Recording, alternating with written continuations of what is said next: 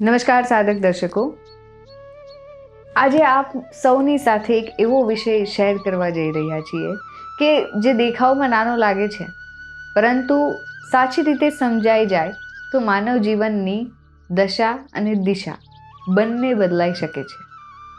જ્ઞાન, અજ્ઞાન અને વિજ્ઞાન. હરિ ઓમ. ગુરુર બ્રહ્મા ગુરુઃ વિષ્ણુ ગુરુઃ દેવો મહેશ્વરા ગુરુર સાક્ષાત પરબ્રહ્મ તસ્મૈ શ્રી આદ્ય પરમ સદ્ગુરુવે નમઃ. આદ્ય પરમ સદ્ગુરુવે નમઃ. આદ્ય પરમ સદ્ગુરુવે નમઃ. જય શ્રી દાદાજી. આદ્ય પરમ સદ્ગુરુ સ્વામી શિવાનંદ દાદાજીના ચરણોમાં અનંત અનંત કોટી શાસ્ત્રાંગ દંડવત પ્રણામ. આપ સર્વે સાધક મિત્રોને જય શ્રી સ્વામી શિવાનંદ દાદાજી કી.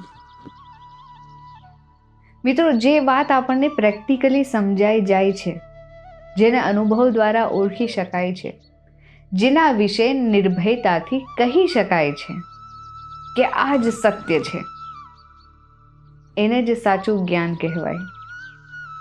જ્ઞાન માત્ર સાંભળેલું કે વાંચેલું નહીં, પણ તે સાધનાના અનુભવ અને શોધ દ્વારા પ્રાપ્ત થાય છે. એને જ મૂળ જ્ઞાન કીધું ને. હવે પ્રશ્ન એ થાય છે કે અજ્ઞાન શું છે? જો જ્ઞાન એ છે તો અજ્ઞાન શું છે? આ સમગ્ર જગતમાં આપણે જે વસ્તુઓ જોઈએ છીએ, જેમની સાથે આપણો પરિચય છે, ભલે તે ચેતન હોય કે અચેતન હોય, પણ તેના વિશે આપણે જે પણ જાણકારી મળી છે તે ઘણી વખત અધૂરી પણ હોય છે.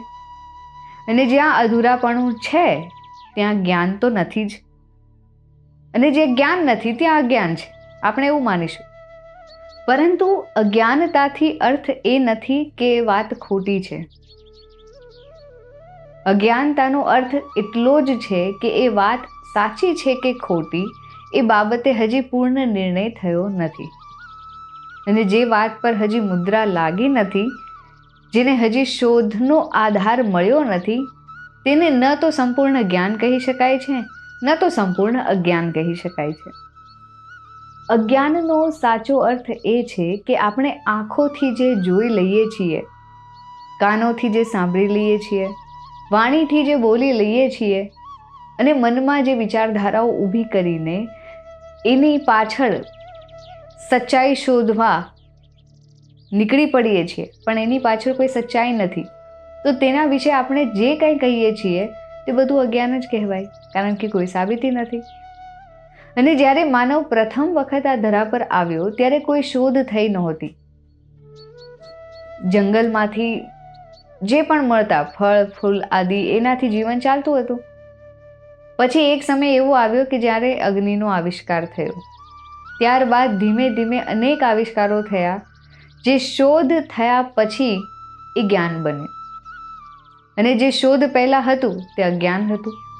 હવે કહો, આમાં જ્ઞાન છે કે અજ્ઞાન છે? શું શોધ પહેલાં અગ્નિ નહોતા? અગ્નિ તો ત્યારે પણ હતી. પરંતુ અહીં એક મહત્વની વાત સમજવાની છે કે શોધ પહેલાં પણ તેનું અસ્તિત્વ તો હતું જ. બહાર આવ્યું એટલે એને માન્યતા મળી, અને એને માન્યતા મળી એટલે જ્ઞાન બન્યું. પરંતુ અગ્નિ શોધાઈ ત્યારે જ ઉત્પન્ન થઈ એવું નથી, તે તો પહેલેથી જ હતી. શોધ થતાં આ સત્ય પ્રગટ થયું, અને પ્રગટ થયું એટલે સમાજે તેને સ્વીકૃતિ આપી.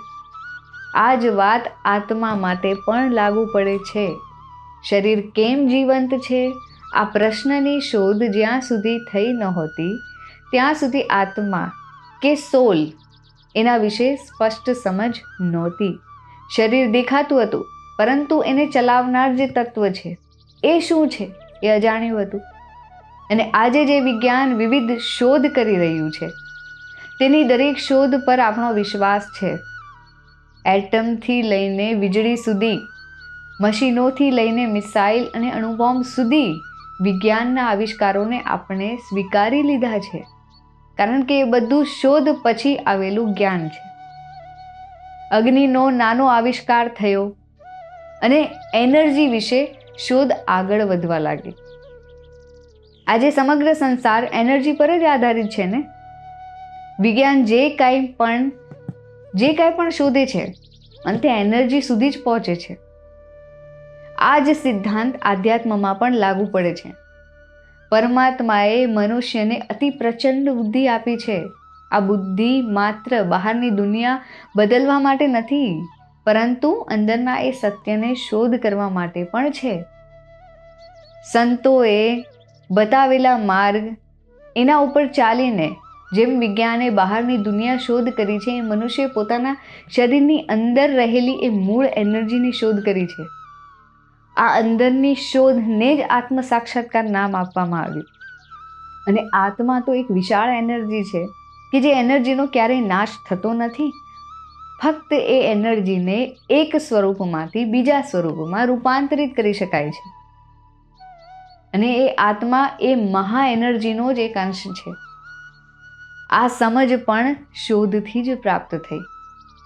અત્યારે આપણે સ્પષ્ટ રીતે કહી શકીએ છીએ કે આધ્યાત્મ જ વિજ્ઞાન છે અને વિજ્ઞાન જ આધ્યાત્મ છે. બંનેનો આધાર તો એક જ છે, શોધ. વિજ્ઞાન બહારની એનર્જીની શોધ કરે છે, જ્યારે આધ્યાત્મ અંદર રહેલી એનર્જીની શોધ કરે છે. આ સંસાર હોય, આકાશ હોય કે અવકાશ, દરેક જગ્યાએ મૂળ તત્વ એ એનર્જી જ છે. સૂર્યમાં કેટલી એનર્જી છે? તે કેટલા કરોડો વર્ષોથી પ્રકાશ આપે છે. આ બધું વિજ્ઞાન શોધી રહ્યું છે. જળ પદાર્થોમાં અણુ છે, એટમ છે, અને એટમમાં પણ એનર્જી છે. આ વિજ્ઞાનની શોધ છે. પણ આપણા શરીરમાં પણ જળ એનર્જી છે, પરંતુ તે જળ એનર્જી પર રાજ કરનાર એક ચેતન એનર્જી છે. અને એ ચેતન એનર્જીને આધ્યાત્મિક ભાષામાં આત્મા અથવા આપણે સોલ કહીએ છીએ. અને જ્યાં સુધી આ ચેતન એનર્જી શરીરમાં છે ત્યાં સુધી જીવન છે.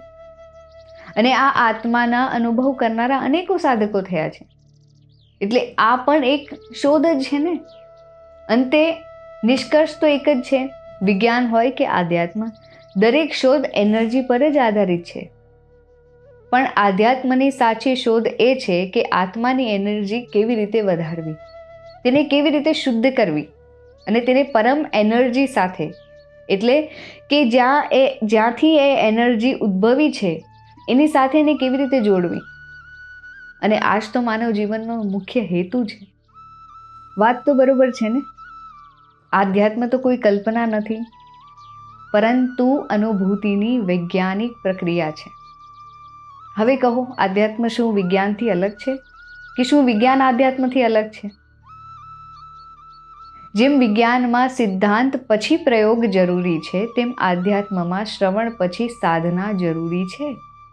અને આદ્ય પરમ સદગુરુ સ્વામી શિવાનંદ દાદાજીનું જે માર્ગદર્શન છે, એ આધ્યાત્મ, એમનું જે આધ્યાત્મ છે, એમની જે સાધના છે, એ માત્ર વિચારોમાં અટકતી નથી, તે જીવનમાં ઉતારવાનું શીખવે છે.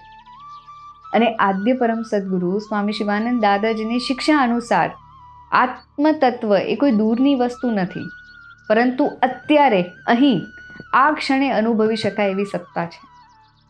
અને દાદાજીની સાધના ખૂબ સ્પષ્ટ અને વ્યવહારુ છે. શરીર ક્રિયામાં હોય, મન શાંત રહે અને ચેતના સાક્ષી ભાવમાં સ્થિર રહે. કંઈ પકડવાનું નથી, કંઈ છોડવાનું નથી, માત્ર જે છે તેને ઓળખવાનું છે. જ્યારે સાધક નિયમિત રીતે દેહ, મનથી પોતાને જુદો જોઈ શકે છે, ત્યારે ધીમે ધીમે ચેતના, સત્તા એ પોતે જ પ્રકાશિત થવા લાગે છે. આ કોઈ કલ્પના નથી, આ અનુભવ છે. અહીં જે સ્પષ્ટ થાય છે કે શોધ પહેલાં પણ તેનું અસ્તિત્વ તો હતું જ, બહાર આવ્યું એટલે એને માન્યતા મળી. પરમ સદગુરુની સાધનાએ આ સત્યને જીવનમાં ઉતારવાનું માર્ગદર્શન આપ્યું છે. અને જ્યારે આ સત્ય ઉપર સ્થિર થાય છે, ત્યારે આત્મા અને પરમાત્મા અલગ રહેતા નથી, અનુભવમાં એકરૂપ થઈ જાય છે. અને આ જ આધ્યાત્મની પરાકાષ્ઠા છે કે આત્મા અને પરમાત્માનું મિલન. અને આ જ તો સાચી સાધના છે. જય શ્રી સ્વામી શિવાનંદ દાદાજી કી.